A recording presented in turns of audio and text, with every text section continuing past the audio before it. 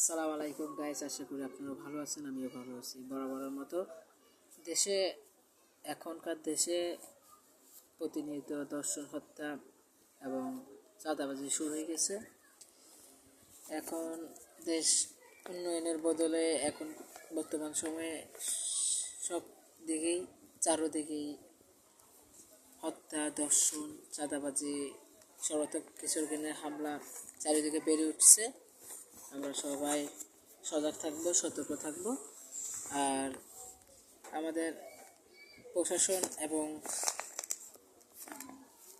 সরকারের প্রতি অনুরোধ, আপনারা দেশের মধ্যে একটা যাতে করে শান্তি বজায় আসে এবং সারা দেশের মানুষ যাতে চাঁদামুক্তভাবে ব্যবসা বাণিজ্য এবং বসবাস করতে পারে সেই বিষয়ে একটু সজাগ থাকবেন।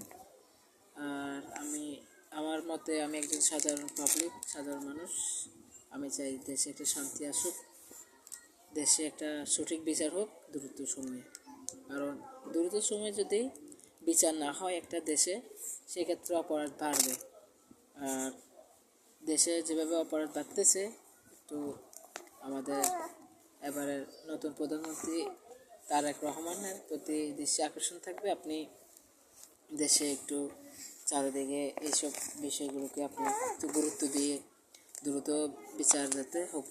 নরসিংদীতে ঘটে যাওয়া ঘটনা, একটা সাধারণ 5 বছরের শিশুর সাথে অমানসিক নির্যাতন, দর্শন এবং তারপর বাবার সামনে থেকে নিজে হত্যা, সেটা আমাদের সবাই হৃদয় কেড়ে নিয়েছে এবং খুব খারাপ লাগেছে আমি আমার অবস্থা থেকে তার প্রতিবাদ জানাচ্ছি।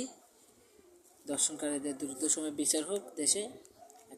এই দেশে অপরাধ যে করুক দ্রুত সময়ে অপরাধের শাস্তি হোক, সেটাই কামনা করি।